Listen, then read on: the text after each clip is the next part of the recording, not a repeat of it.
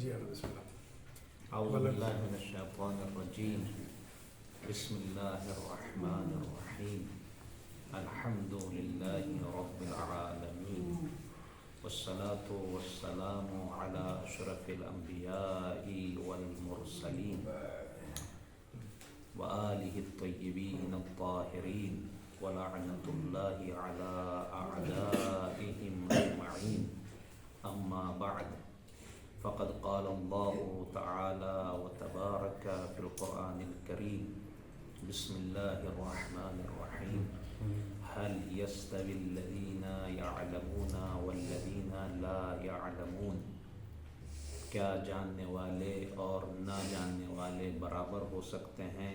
نہیں، جاننے والوں کو اللہ نے نہ جاننے والے پر فضیلت دی ہے، اور اسی علم کو حاصل کرنے کے لیے ہم یہاں پر جمع ہوئے ہیں تاکہ ہم اللہ کی نگاہ میں تھوڑا سا علم حاصل کر کے بہتر بن سکیں اور ان لوگوں سے اچھے ہو جائیں جو نہیں جانتے ہیں۔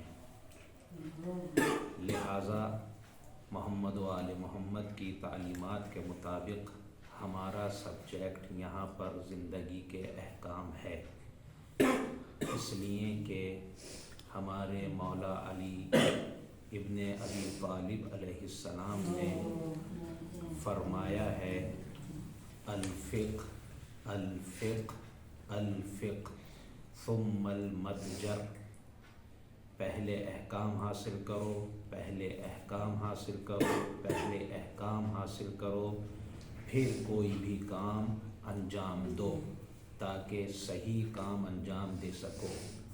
اس حدیث میں مولا نے 3 بار کہا کہ احکام کو جانو، احکام کو جانو، احکام کو جانو۔ اس کا مطلب یہ ہے کہ احکام کو جاننا ہم سب پر واجب ہے، ورنہ مولا 3 مرتبہ نہ کہتے۔ پھر ہمارے اور آپ کے چھٹے امام جعفر صادق علیہ السلام فرماتے ہیں کہ اگر میرا بس چلے تو میں اپنے شیعہ قوم کے جوانوں کو کوڑے مار کر لاؤں تاکہ وہ احکام دین حاصل کر لیں۔ اس حدیث سے یہ پتہ چلتا ہے کہ احکام کا جاننا ہمارے لیے فرض ہے تاکہ دنیا و آخرت کا راستہ ہم اچھی طرح سے طے کر سکیں۔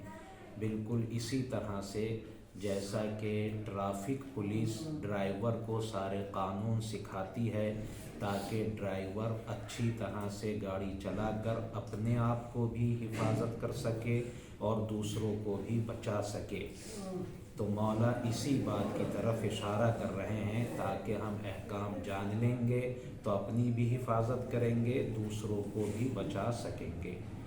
انہی حدیثوں کو مد نظر رکھتے ہوئے یہ احکام کا سلسلہ آپ حضرات خاص طور سے فاضل بھائی نے اور حجت الاسلام والمسلمین علی باقر صاحب نے شروع کیا ہے تاکہ ہم زندگی کی گاڑی کو اچھی طرح سے چلا کر اللہ کی بارگاہ تک اچھی طرح پہنچ جائیں۔ تو ہمارے یہ احکام کا سلسلہ یہاں تک پہنچا کہ ہم پانی کی منزلوں تک پہنچے کہ پانی کیا چیز ہے۔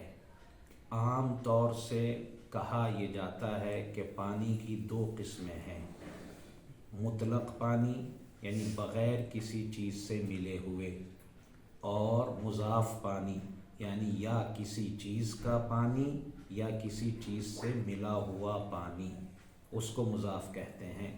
لیکن ہم اپنے سمجھنے کے لیے ہماری لینگویج میں جس چیز کو پانی کہا جاتا ہے وہ پانی پانی ہی ہوتا ہے۔ ہم ملی ہوئی چیز کو یا جوس کہتے ہیں یا رس کہتے ہیں یا شربت کہتے ہیں، پانی پانی ہی ہے ہمارے یہاں۔ لیکن چونکہ عربی فارسی میں پانی دوسری چیزوں کو بھی کہا جاتا ہے تو وہاں پر 2 قسمیں ہو جاتی ہیں۔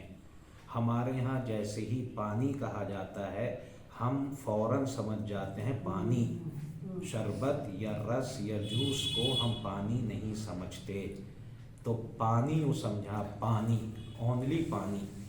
تو پانی اب اس کو آپ اس طرح سے سمجھ سکتے ہیں کہ یا تو وہ آسمان سے برسے گا یا زمین سے نکلے گا، دو ہی صورتیں ہو سکتی ہیں، یا آسمان سے برسے گا یا زمین سے نکلے گا۔ برسنے والے پانی کو بارش کا پانی کہا جاتا ہے۔ زمین سے نکلنے والے پانی دو قسم کے ہو سکتے ہیں، یا تو نکلنے کے بعد وہ اپنی جگہ پر رک جاتے ہیں، وہ بہہ نہیں سکتے، رکے رہتے ہیں، یا بہیں گے۔ اگر بہیں گے تو ان کو جاری پانی کہا جائے گا، اور رکے رہیں گے تو یا چشمہ یا کنویں کا پانی کہا جائے گا۔ تیسری صورت یہ ہے کہ پانی نہ برسا ہے نہ زمین سے نکلا ہے، بلکہ یا تو ہم نے جمع کر لیا یا بارش سے وہ جمع ہو گیا کہیں پر، جیسے ہم جمع کرتے ہیں، ٹینک میں جمع کرتے ہیں، اپنے گھر میں جو کنواں بناتے ہیں اس میں جمع کرتے ہیں، یعنی ہمارا جمع ہوا یا بارش سے جم گیا۔ تو یہ پانی بھی دو طرح کا ہو سکتا ہے، یا تو بہت زیادہ ہے یا کم ہے، یا بہت زیادہ ہے یا کم ہے۔ اگر بہت زیادہ ہے تو اس کو قر کہا جاتا ہے، اور اگر کم ہے تو اس کو کم قلیل پانی کہا جاتا ہے۔ یہ ہم نے قسمیں اس لیے بیان کی ہیں تاکہ ہر پانی کا حکم الگ الگ ہوتا ہے، ہم اس کے حکم کو سمجھ سکیں۔ مثال کے طور پر اگر ہمارے پاس قر پانی ہوگا تو ہمارا ہاتھ نجس ہے، ایک ہی مرتبہ ڈالیں گے ہمارا ہاتھ پاک ہو گیا، دوسری مرتبہ ڈالنے کی ضرورت نہیں ہے۔ لیکن اگر قلیل پانی ہوگا، کم پانی ہوگا، تو ہمیں 3 مرتبہ ڈالنا پڑے گا۔ اسی طرح بارش کے پانی کا اگر الگ حکم ہے، جاری پانی کا الگ حکم ہے، جو اپنی جگہ پر رک جائے زمین سے نکلنے کے بعد اس کا الگ حکم ہے۔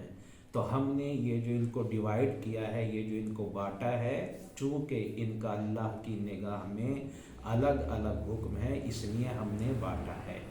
اب یہ سوال ذہن میں آ سکتا ہے کہ جو پانی ہم نے جمع کیا ہو یا بارش سے یا کسی دوسری چیز سے جمع ہو گیا، مثلا بارش رک گئی اور وہ ایک جگہ جمع ہو گیا، تو کب وہ قر کہا جائے گا، کب وہ قلیل کہا جائے گا؟ کیسے ہم سمجھیں کہ یہ قر ہے، کیسے ہم یہ سمجھیں کہ یہ قلیل ہے؟ تو پیمانے کے حساب سے جو بات روایتوں میں آئی یا ہمارے علماء نے فقہ کی کتابوں میں بیان کی ہے، وہ یہ ہے کہ ہم ایک ایسی جگہ پر پانی کو جمع کریں جس کی چوڑائی، جس کی لمبائی، جس کی گہرائی، تینوں چیزیں، چوڑائی، لمبائی، گہرائی 3.5 بالشت ہو، یعنی 3.5 بالشت وہ چوڑی جگہ ہو، 3.5 بالشت وہ لمبی ہو، 3.5 بالشت گہری ہو۔ اس جگہ میں جو پانی آپ جمع کریں گے اس پانی کو قر کہا جاتا ہے۔ اتنی جگہ بنانے کے بعد، اندازے کے بعد جو جمع کریں گے اسے قر پانی کہا جائے گا۔ اس سے زیادہ ہوگا تب بھی قر ہے، جتنا زیادہ ہو جائے قر ہی کہا جائے گا چونکہ جمع ہے، لیکن اگر اس سے کم ہو گیا تو قلیل پانی کہا جائے گا۔ آج کل علماء نے، فقہاء نے اس کو ناپ کر، تول کر سب سے اچھا پیمانہ 480 لیٹر بنایا ہے۔ 480 لیٹر پانی اگر کسی جگہ پر ہے تو وہ قر پانی کہا جائے گا۔ اس سے بھی دوسرے بھی لیٹرز بتائے ہیں، کلو میں بتایا ہے، دوسری جگہوں میں بتایا ہے، لیکن سب سے مناسب، سب سے اچھا 480 لیٹر پانی، یعنی 480 لیٹر پانی ہوگا تو وہ قر کہلائے گا۔ اس سے زیادہ ہے قر ہی رہے گا، وہ اس سے زیادہ، یعنی آج کی لینگویج میں ہم یہ کہیں کہ 500 لیٹر کی جو ٹنکی آتی ہے اس کا حکم قر والا ہی حکم ہوگا، جو ہم اوپر رکھتے ہیں 500 لیٹر والی ٹنکی کا حکم قر کا ہوگا۔ اب اگر ہم اس سے پانی اپنے پائپ لائن کے ذریعے سے اپنے گھر میں لا رہے ہیں تو ایک مرتبہ دھو لیتے ہیں اپنے آپ کو تو ہم پاک ہو جائیں گے، 3 مرتبہ ہمیں ڈالنے کی ضرورت نہیں ہے۔ ہاں اگر ہم نے اس پانی کو لوٹے میں کر لیا، کسی جگ میں کر لیا، چونکہ وہ کم ہو گیا، اب اس کا راستہ، اس کا رابطہ، کنیکشن کٹ گیا، تو اب وہ قلیل ہو جائے گا۔ ڈائریکٹ پائپ سے اگر ہم ڈالتے ہیں تو ہم ایک مرتبہ میں پاک ہو جائیں گے، لیکن اگر مگھے یا باٹل یا لوٹے یا جگ سے ڈالتے ہیں تو ہم ایک مرتبہ میں نہیں، ہمیں 3 مرتبہ ڈالنا پڑے گا، تب ہم پاک ہوں گے۔ یہ بات میں نے اقسام اس لیے آپ کی خدمت میں بیان کی تاکہ آنے والے احکام کو جب ہم بیان کریں تو بار بار نہیں کہیں گے کہ جاری کیا ہوتا ہے، قر کیا ہوتا ہے، قلیل کیا ہوتا ہے، یا بارش کیا ہوتی ہے۔ آج ہم اس کی وضاحت کر رہے ہیں، پھر وہاں پر ہم بس ایک لفظ کہتے ہوئے جائیں گے، قر سے دھوئیے تو یہ، قلیل سے دھوئیے تو یہ حکم ہے۔ تو آپ اپنے ذہن میں کم سے کم یہ بات رکھ لیں کہ قر کیا ہوتا ہے اور قلیل کیا ہوتا ہے۔ ہماری جنرل زندگی، نارمل زندگی، عام طور سے جو ہم زندگی گزارتے ہیں، وہ نہ بارش کے پانی سے اتنا ہمیں مطلب ہوتا ہے، نہ کنویں کے پانی سے اتنا مطلب ہوتا ہے، نہ جاری پانی سے ہمیں اتنا مطلب ہوتا ہے۔ ہمیں زیادہ تر قر یا قلیل سے ہمارا کنیکشن ہوتا ہے، تو اس کو اچھی طرح سے یاد کر لیں۔ اگرچہ ہم جاری پانی کا بھی حکم بیان کریں گے، بارش کے پانی کا بھی حکم بیان کریں گے، کنویں کے پانی کا حکم بھی بیان کریں گے، اور ساتھ میں قر اور قلیل پانی کو بھی ہم بیان کریں گے۔ خلاصہ یہ ہے کہ آج کے احکام کا خلاصہ میں 2 لفظوں میں یوں کر کے کر سکتا ہوں کہ پانی یا تو آسمان سے آئے گا یا زمین سے آئے گا۔ اگر آسمان سے آیا تو بارش کا پانی، اگر زمین سے نکلا تو 2 صورتیں ہوں گی اس کی، یا تو وہ خود کسی پریشر کے بغیر خود بہے گا یا نہیں بہے گا۔ اگر بہہ رہا ہے تو جاری، اگر نہیں بہہ رہا ہے تو کنویں یا چشمے کا پانی۔ یہ 3 ختم۔ اب نارمل زندگی میں یا ایک پانی ایسا ہوگا نہ بارش سے نکلا آیا نہ زمین سے نکلا، بلکہ وہ جمع ہو گیا کہیں پر، کسی بھی وجہ سے جمع ہوا ہو، چاہے بارش سے جمع ہوا، بارش ختم ہو گئی، یا ہم نے موٹر چلا کر پانی جمع کیا تو وہ جمع پانی ہمارا جمع ہوا ہوگا۔ وہ 2 طرح کا ہو سکتا ہے، یا قر یا قلیل۔ اگر 480 لیٹر ہوا یا اس سے زیادہ تو قر، اس سے کم ہوا تو قلیل۔ اب ان کے احکام ہم انشاءاللہ کل سے اس پر بحث کرنا شروع کر دیں گے۔ آپ کا اب کوئی سوال ہے تو اب آپ سوال کر سکتے ہیں۔ اللہم صل علی محمد و آل محمد عجل فرج۔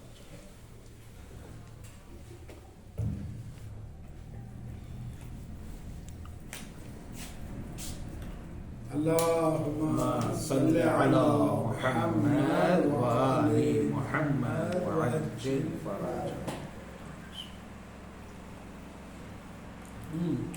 صل